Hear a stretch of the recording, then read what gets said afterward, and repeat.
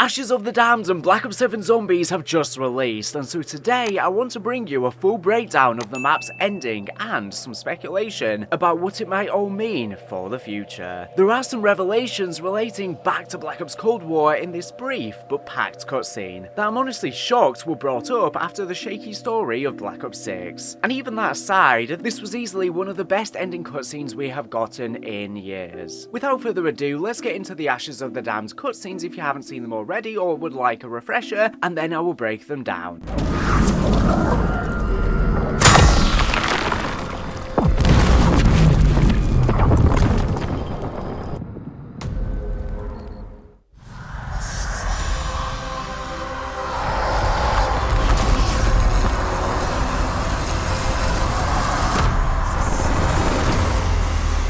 What in the ever-living shit? You're alive. I did not hope. I could not. Do not be alarmed. Take a look in the fucking mirror, hover girl, then say that again. Quickly. He will feel my absence. You must listen. Each of you have encountered, been touched by a great power. Something has left its mark on your beings. The Warden of this place sensed it, sought you out, tore you from your dimensions, and drained you to take that essence for himself. The Sentinel artifact. Damn you, Richtofen! While he has those parts of your souls, he has dominion over you. You cannot fight him any more than you can hope to return to your own worlds. To even try would be suicide. But for all of our sakes, he must be destroyed. There are others here. Ancient denizens of the dark ether. Shadowsmiths.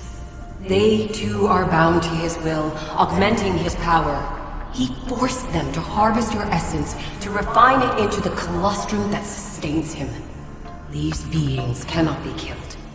But destroy their bonds, free them from his control, then they will return what they were made to steal. If she says we gotta chuck a necklace into a fucking volcano, I am so out.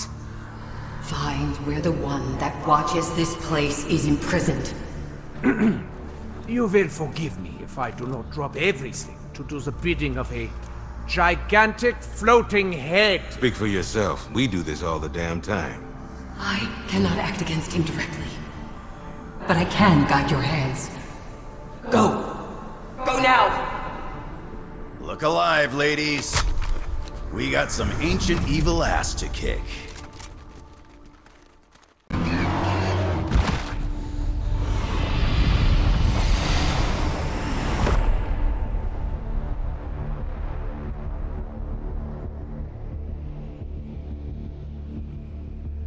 Do you hear it? Calling to you. Listen.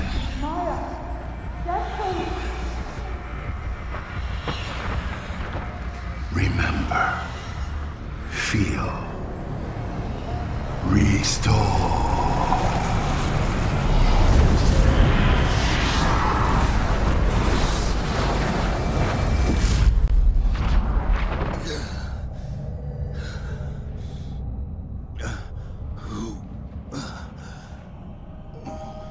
What are you? A weaver of the fabric of this place. From the memories it contains. I have always been here. I am a Shadowsmith. You have what was taken. The bonds that imprisoned me are undone. We are both free. Varen al-Aknafir Anshari.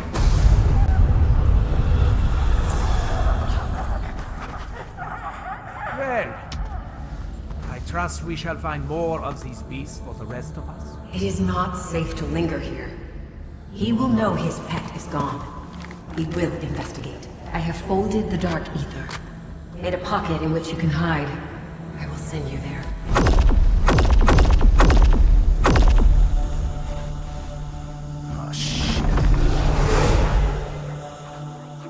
At the halfway point of the main quest, we are given vital context for the ending of the quest by the Entity, a character who is currently rather mysterious. And I will talk about her potential identity later. After being freed from her imprisonment at the hands of the Warden, this new entity tells us that the Warden has stolen the essence of the characters. Yes, that's right, that is the name of the new villain. It was previously rumoured, but it's only just been confirmed, but it's completely unrelated to the original Warden Brutus from Mob of the Dead. The entity tells the characters that she has done this as they have all been touched by some sort of great power in their own dimensions, and as a result, the Warden has sought them out to drain them and take that essence to empower himself. She further explains that whilst the Warden possesses those parts of their souls, he can effectively control them, and the characters could not hope to defeat him. Interestingly, this is somewhat in line with the lore in the Ether storyline, where it was strongly implied that by voluntarily surrendering the souls of the characters over to Dr. Monty, he could somehow have control over their actions and prevent them from breaking the cycle. The entity reveals that more than just humans have been enthralled by the Warden, and Shadowsmiths, extremely ancient beings within the Dark Ether, have been enslaved by the Warden and forced to do his bidding. Moreover, it was through the power of these Shadowsmiths that the Warden was able to harvest the character's essence to begin with. The Shadowsmiths cannot be killed, but if they are freed from the Warden's control, then they will give back the stolen essence of the characters willingly. From here, the entity sends the crew to free the tormented souls within this area of the Dark Ether. During the course of their quest, Vaitharion, the enthralled Shadowsmith who watches over this region, shows Dempsey a vision of his tormented past. I will have a video on the channel soon covering the main quest storyline in more detail. Though taunting him initially, the corrupted Shadowsmith does feel the need to comment on Dempsey's resilience and strength, hinting that the Shadowsmith's true nature is still hidden inside, though below the corruption of the Warden. And I really do like how Carver responds to Richtofen saying, "Why are we talking?" and going to follow the commands of a giant floating head, saying we do this all the damn time, because obviously they've been fighting Dark Ether entities now for over 5 years. This is common practice to them. All of reality has gone out of the window, but surely it would be for this version of Richtofen as well, considering the jump pads are from Group 935. With the souls of the Zarya Cosmodrome, Exit 115, Vandon Farm and Blackwater Lake freed, the crew are then able to challenge Vaitharion within his sepulchre. And for more information on these lost souls, I'll have a map full story breakdown coming very soon, so stay tuned. Taking an incredibly grotesque form, it seems that Treyarch have returned back to the design philosophy of powerful Dark Ether beings with the likes of Order and the Forsaken. Regardless, the crew managed to defeat Vaitharion. With the Warden's bonds broken, Vaitharion appears not as a horrifying monster, but a humanoid creature, kneeling and seemingly at peace. Then, drawn forward almost hypnotically, Maya and Dempsey find themselves sat opposite the being, oblivious to the worried cries of the teammates. The returned Shadowsmith then urges them to heal, remember, restore, as he uses his profound abilities to return their essence, the pieces of their souls that were taken by the Warden, and the memories that accompany them along with it. Yes, that's right, if you've heard the character quotes on the map, as it turns out,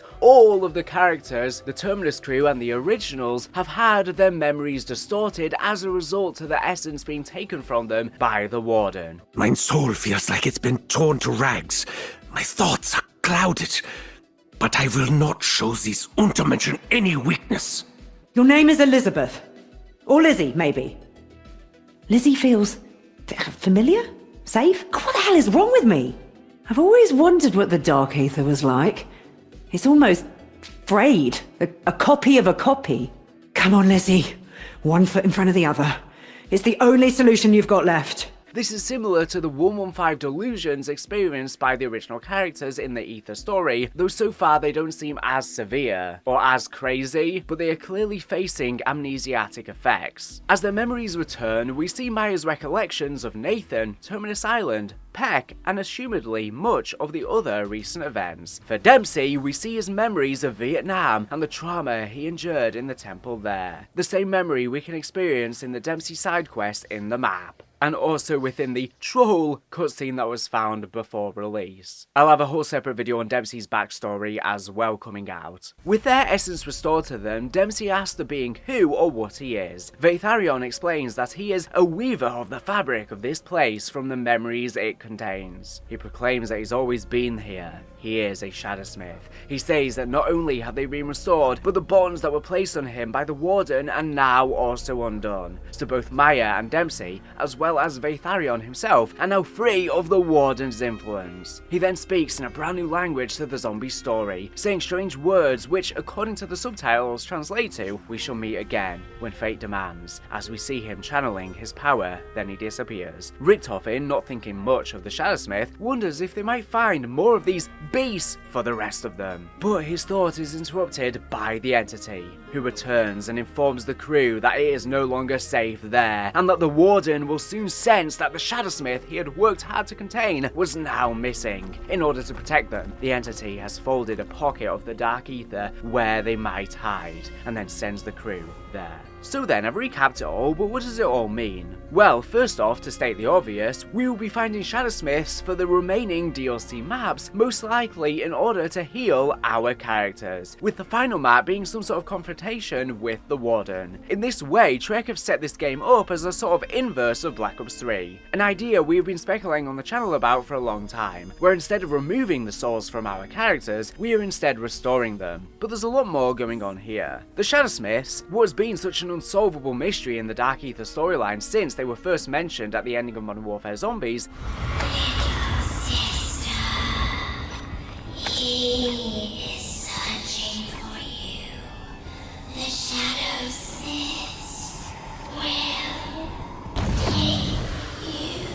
and has had no mention since, has now gotten its first real clues. The entity from Modern Warfare Zombies said that the Shadowsmiths would take Ava after her defeat. Then the Warden seemingly took her from the mirror. We have speculated in the past about the Shadowsmiths being some sort of greater powers in the Dark Ether, but that was just educated guesswork. Now we not only know that to be true, but it has been confirmed to us in a way that also confirms some of our oldest community theories about the Dark Ether. Many times on the channel we have discussed the idea of the Dark Ether being connected to memories. We got hints of this in Cold War with the memory orbs and the crystals, but then Vanguard seemed to have dropped this in favour of the Dark Ether entity characters, with little mention in Black Ops 6. Veitharion confirms, however, that the Dark Ether is, in fact, made of memories. Note that he says he is a weaver of the fabric of this place from the memories it contains. This is obviously quite a poetic statement, but if we turn what he says into more literal language, he is telling us that he is able to control the reality of the Dark Ether by pulling and manipulating the memories that it is made from. This is a huge revelation, and we may have to cover topics relating to this, as it's really existential for our entire Dark Ether storyline.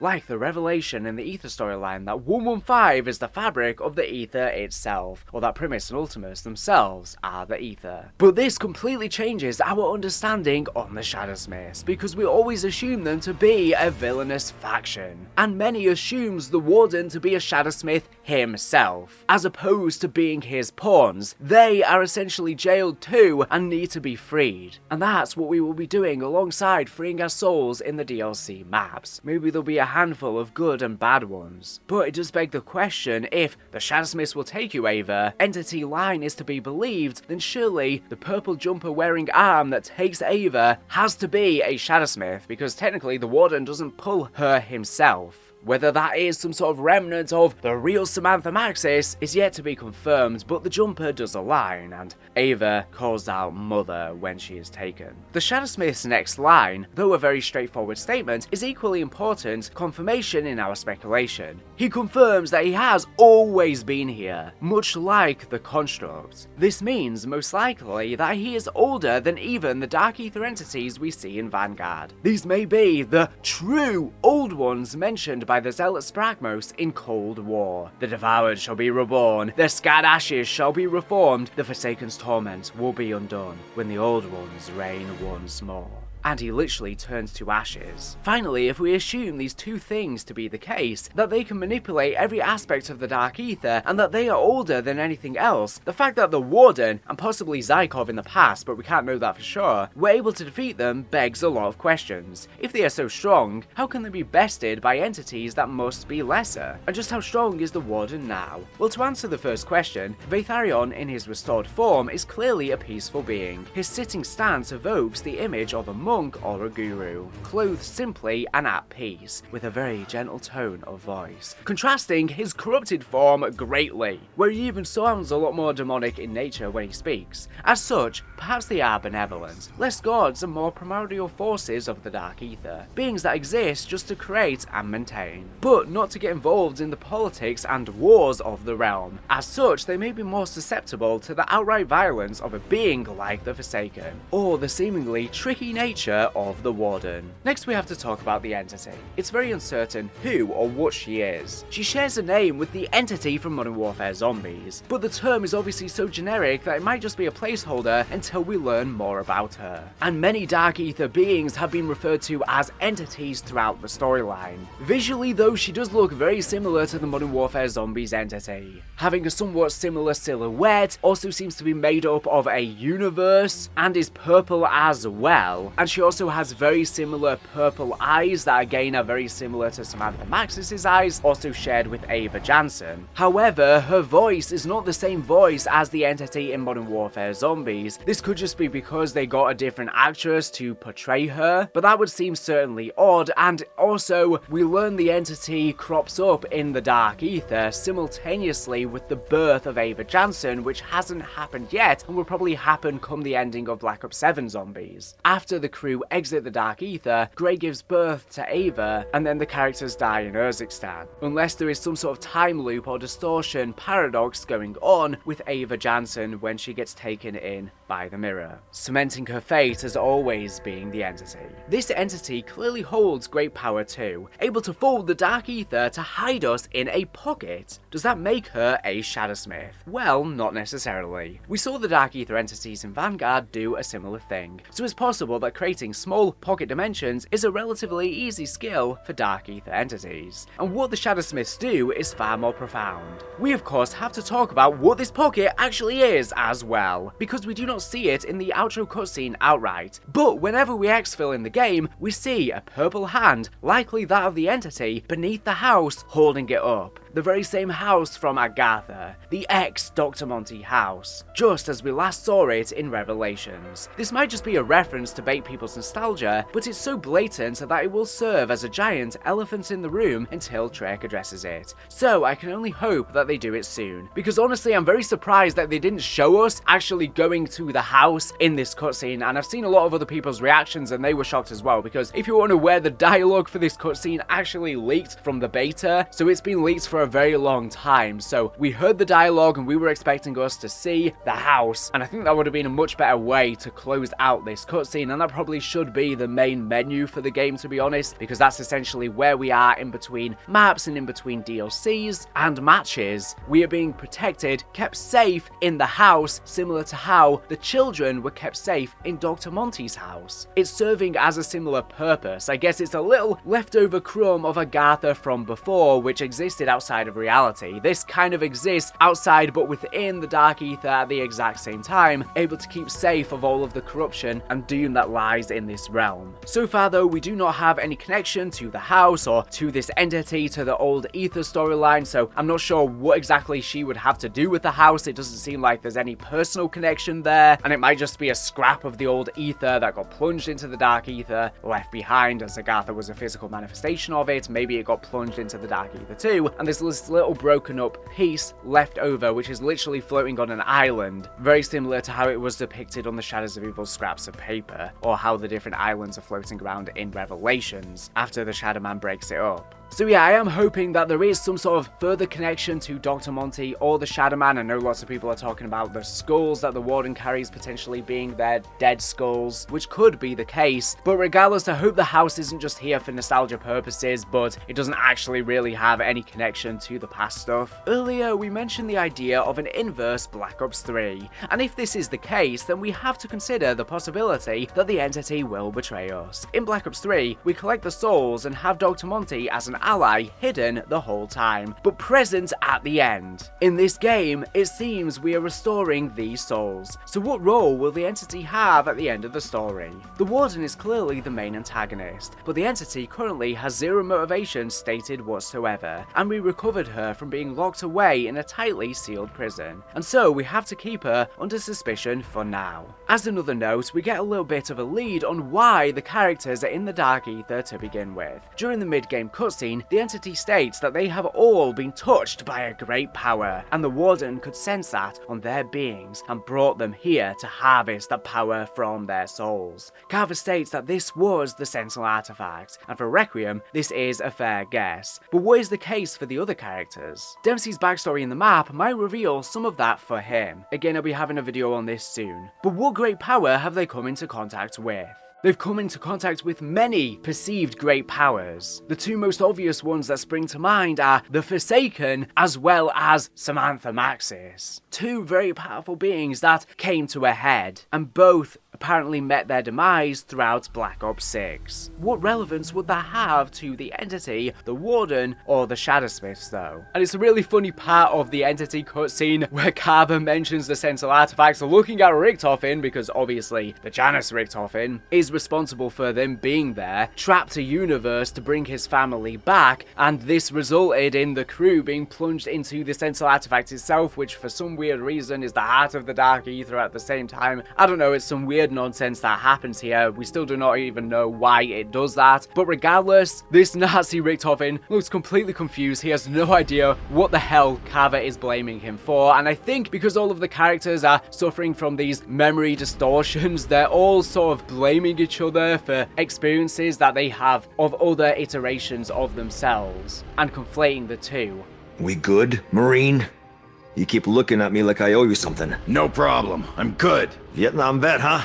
Never saw that theater. Spend most of my time with Usurer. Vet? The fuck are you talking about? I still got that jungle stink on me. Where were you in country? That's classified, sir. Like you don't already fucking know. Look, whatever your fucking problem is, stow it.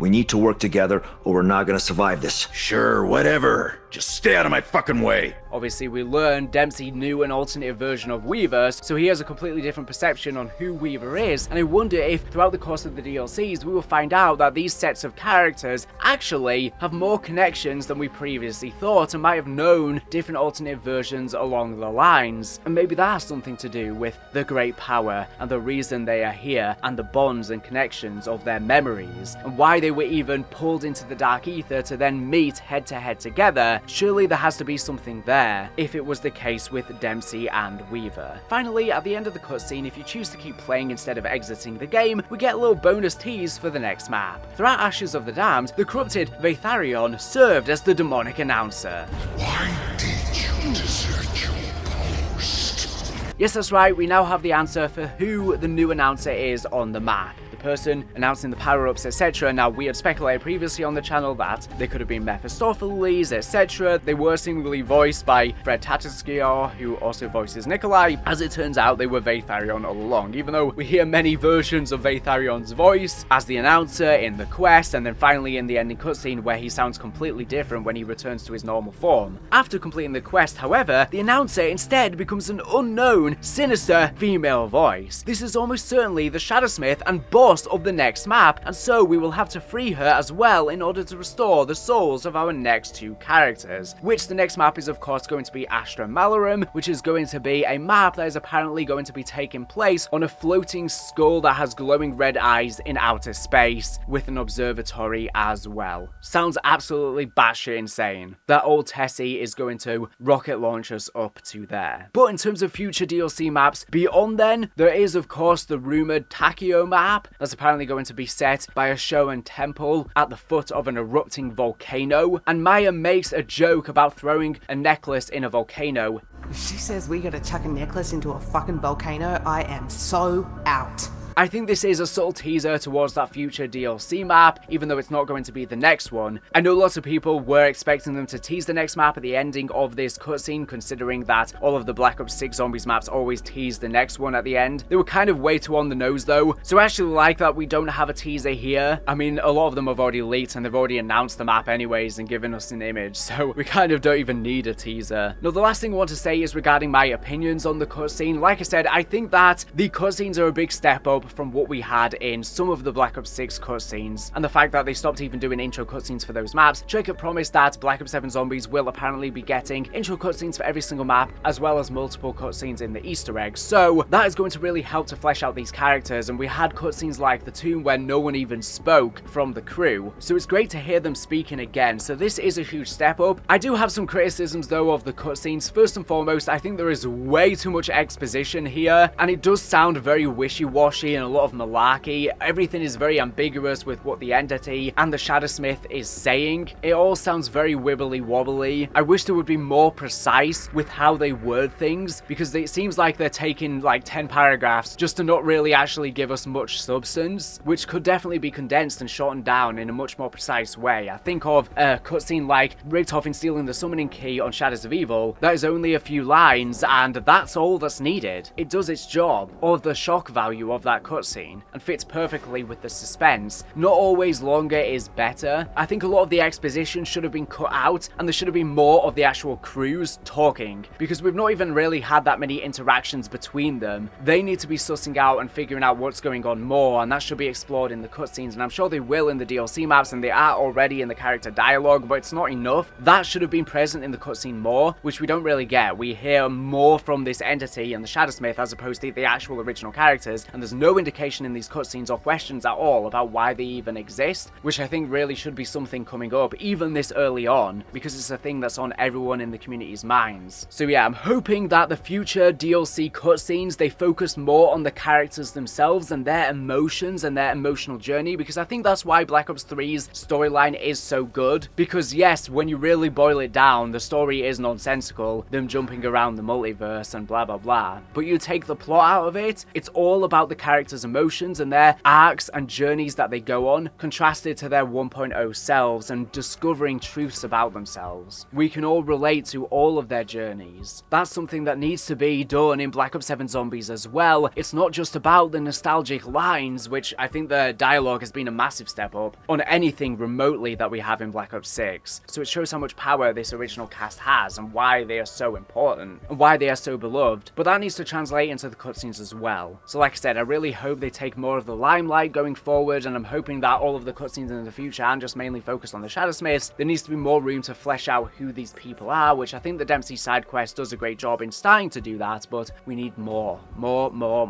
Especially because the intel doesn't really seem to be focusing on them that much right now, which hopefully it does in the DLC. But anyways, what do you think of these cutscenes? Do you agree with me that things are just too exposition heavy? But at the same time, the cutscenes do look great, and it's good that we're getting cutscenes now, but there are still a lot of improvements to be made. And like I said, there's a reason Black Ops 3 Zombies is so successful, and I think it's because all of the characters, you connect to them emotionally, and that's all it really boils down to. You can understand their journeys on a human level, regardless of the fact that the actual storyline is about cosmic deities, which this story is also about, but you can forget all of the craziness and the wackiness when you boil it down to the simple thing that is human emotion. Even if you feel like that stuff is too much for you, especially a lot of OG Zombies fans, before it got as wacky as this. Anyways, let me know all of your thoughts on these cutscenes in the comments below. Do you agree with me? And also, do you have any future storyline videos you want me to make? Is there anything you're confused about regarding this map that you want me to explain, or anything that I've missed here, breaking down these cutscenes that you think is of noteworthy? Anyways, thank you for watching the video. Make sure to subscribe if you're not already for latest and greatest Call of Duty news and information. So anyways, thank you for watching, and